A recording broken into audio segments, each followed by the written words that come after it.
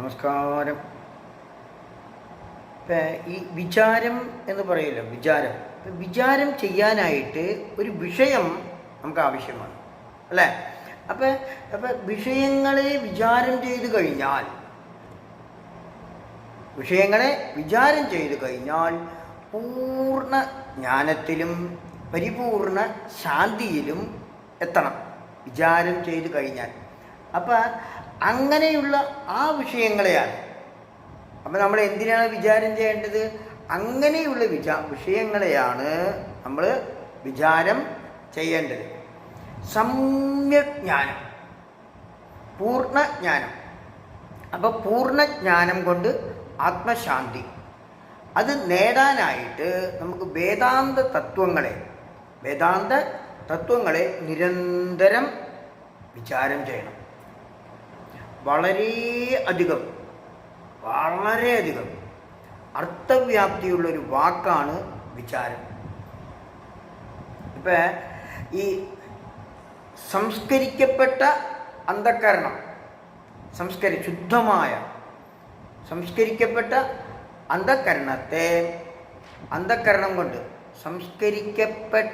അന്ധക്കരണം കൊണ്ട് മനനം, ധ്യാനം, യുക്തിചിന്ത തുടങ്ങിയിട്ടുള്ള ആ വൃത്തികളെ കൊണ്ട് ഒരേ ക്രമത്തിൽ വ്യാപരിപ്പിക്കുന്നതാണ് വിചാരം. വേദോപനിഷത്ത് മന്ത്രങ്ങളുണ്ടല്ലോ. ഉപനിഷത്ത് മന്ത്രങ്ങളെ ഓരോന്നായിട്ട് ഇങ്ങനെ എടുത്ത് വിചാരം കൊണ്ട് അപഗ്രഥനം ചെയ്ത് അതിൻ്റെ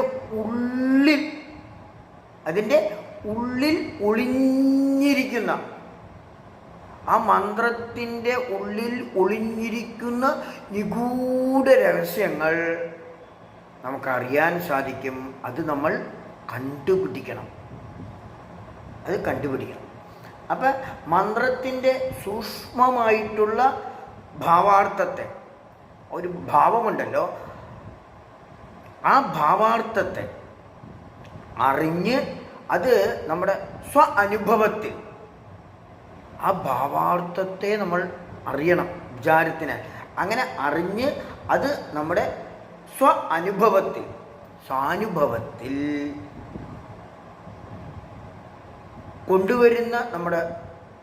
കൊണ്ടുവരാൻ വേണ്ടിയിട്ട് നമ്മുടെ ബുദ്ധിയുടെ വ്യാപാരമാണ് വിചാരം.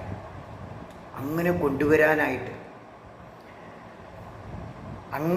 കൊണ്ടുവരാൻ വേണ്ടി നമ്മുടെ ബുദ്ധി എങ്ങനെ ചലിക്കണോ അങ്ങനെ പോകണം. ആ വ്യാപരിക്കലാണ് വിചാരം. ഈ പൂവിൻ്റെ ഉള്ളിൽ ഒളിഞ്ഞിരിക്കുന്നതായ ഒളിഞ്ഞിരിക്കുന്നുണ്ടല്ലോ, ആ തേനീച്ച മണത്തറിയും. ആ മണത്തറിഞ്ഞ് ആ പൂവിൻ്റെ ഏത് പൂവിൽ നിന്നാണോ എടുക്കാൻ പോകുന്നത് ആ പൂവിൻ്റെ ബാഹ്യമായിട്ടുള്ള പുറമേ കാണുന്ന ഒരു സൗന്ദര്യത്തിലും അതിലൊന്നും ഭ്രമിക്കാതെ പൂവിൻ്റെ ഉള്ളിൽ അകത്ത് ആഴ്ന്ന് ഇറങ്ങി മധു ഉണ്ടല്ലോ, അതാണ് തേൻ. മധു ഇങ്ങനെ നുകരുന്നത് പോലെ ഉപനിഷത്ത് മന്ത്രങ്ങളുടെ അതിങ്ങനെ നമ്മളെ ആകർഷിക്കും, നമ്മൾ ഈ വിചാരം ചെയ്യുന്നത് കൊണ്ട് കേട്ടോ. അപ്പോൾ ഈ ആകർഷകമായിട്ടുള്ള ആ മധുരസം വിചാരം ചെയ്താൽ ഉള്ള കാര്യമാണ് പറയണത്. അങ്ങനെ വിചാരം ചെയ്യുമ്പോൾ അതിൻ്റെ ഉള്ളിലുള്ളതായ ആ ഉപനിഷത്ത് മന്ത്രത്തിൻ്റെ ഉള്ളിലുള്ളതായ ആ മധുരസം ഹൃദയഗുഹരത്തിൽ എല്ലാവരുടെയും ഉള്ളിൽ ഒളിഞ്ഞിരിക്കുന്നത്, എല്ലാവരുടെ ഉള്ളിൽ. അപ്പം സംസ്കാരം കൊണ്ട്, നേരത്തെ പറഞ്ഞല്ലോ സംസ്കാരം, ആ സംസ്കാരം കൊണ്ട് നമ്മൾ ഈ ശുദ്ധമാക്കപ്പെട്ട മനോബുദ്ധികൾക്ക് വിചാരത്തിനാൽ ഓരോ മന്ത്രത്തിൻ്റെയും ഉള്ളിൽ ഈ നിക്ഷിപ്തമായിരിക്കുന്ന ഒളിഞ്ഞിരിക്കുന്നതിനെയാണ് ആ നിക്ഷിപ്തമായ ആ ദിവ്യ രഹസ്യം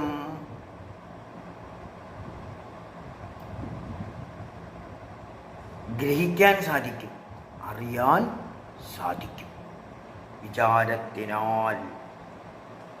അപ്പം ഈ ഉപനിഷത്ത് ഋഷി ഉണ്ടല്ലോ, ഉപനിഷത്ത് ഋഷിയുടെ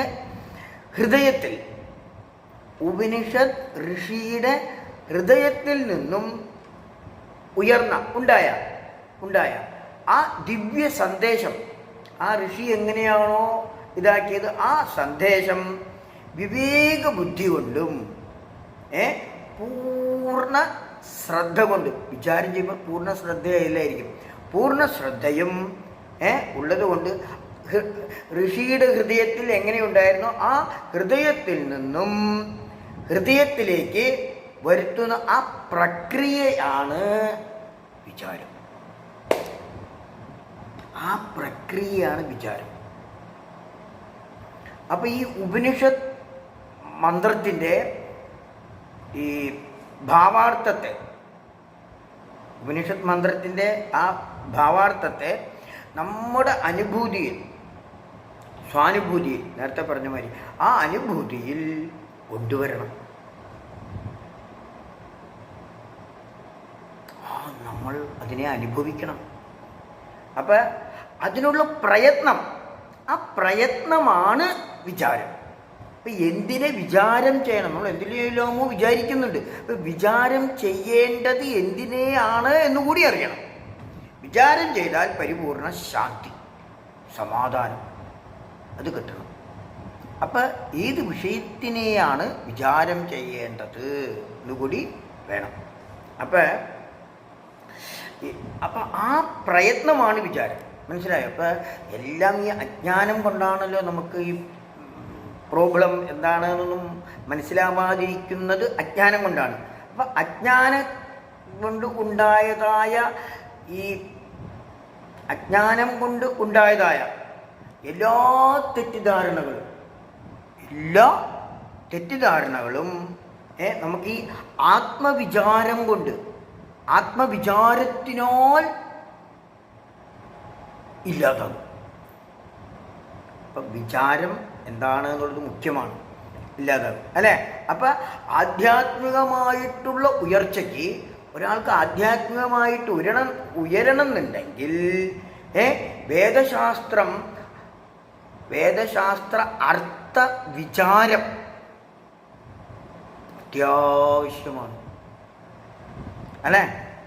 അപ്പം വിചാരം ചെയ്യാനുള്ള ശക്തി, വിചാരം ചെയ്യാനുള്ള കഴിവ്, അതിനാണ് ശക്തി. ആ ശക്തി നമ്മൾ പരമാത്മാവിനോട് ഉള്ളുരുകി പ്രാർത്ഥിക്കണം. എനിക്കത് വേണം എന്നുള്ളത് നമ്മൾ ഉരുകണം, അങ്ങനെ പ്രാർത്ഥിക്കണം അല്ലേ? അപ്പം അങ്ങനെ നമ്മൾ ആ ഉരുകി അങ്ങനെ പ്രാർത്ഥിക്കുമ്പോൾ അതിന് ആരോടാണ് പ്രാർത്ഥിക്കേണ്ടത്? പരമാത്മാവിനോട് പ്രാർത്ഥിക്കണം അല്ലേ? ഇപ്പം വിചാരം കൊണ്ട് ജ്ഞാനത്തിനെ ബുദ്ധിയിൽ എടുത്തു വെക്കലല്ല.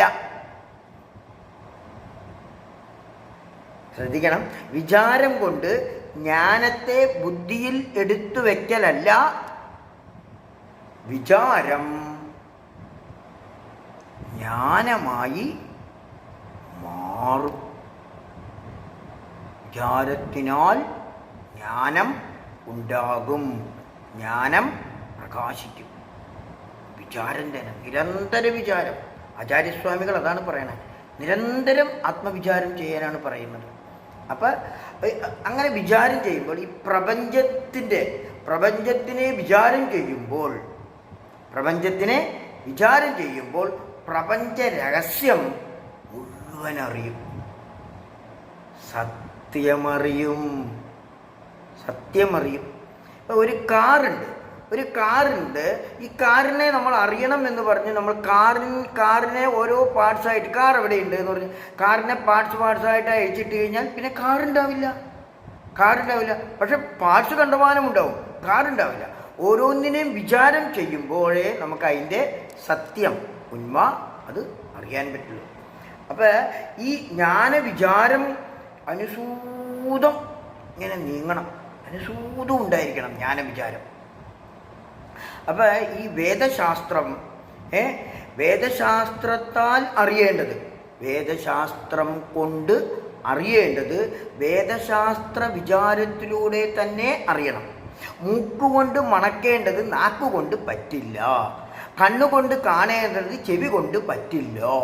അതുകൊണ്ട് വിചാരം ചെയ്യുമ്പോൾ അത് വേദശാസ്ത്രത്താൽ ആണ് എല്ലാവരും അറിഞ്ഞിരിക്കുന്നത്. അതുകൊണ്ട് വേദശാസ്ത്രത്തിലൂടെ തന്നെ, വേദശാസ്ത്രത്തിനാൽ വെളിപ്പെട്ടിരിക്കുന്നത് വേദശാസ്ത്രത്തിലൂടെ തന്നെ അറിയണം. അപ്പം വിചാരം അങ്ങനെ അറിഞ്ഞ് വിചാരം അന്തർമുഖമാകുമ്പോൾ അങ്ങനെ അന്തർമുഖമായി അങ്ങനെ അന്തർമുഖമാകുമ്പോൾ ആത്മതീർത്ഥത്തിൽ നിന്നും നമ്മളെ ഓരോരുത്തരിലും ഉള്ളതായ ആ ആത്മതീർത്ഥത്തിൽ നിന്നും സംഭരിച്ചതായ ആ ജ്ഞാനം നമുക്ക് പ്രയോജനപ്പെടും. അത് ഓരോരുത്തർക്കും പ്രയോജനപ്പെടും എന്നുള്ള അങ്ങനെ പ്രയോജനപ്പെടാനുള്ള ഭാഗ്യം ഓരോരുത്തർക്കും ഉണ്ടാവട്ടെ എന്ന് പ്രാർത്ഥിക്കണം. ഓം ശാന്തി ശാന്തി ശാന്തി. ഹരി ഓം.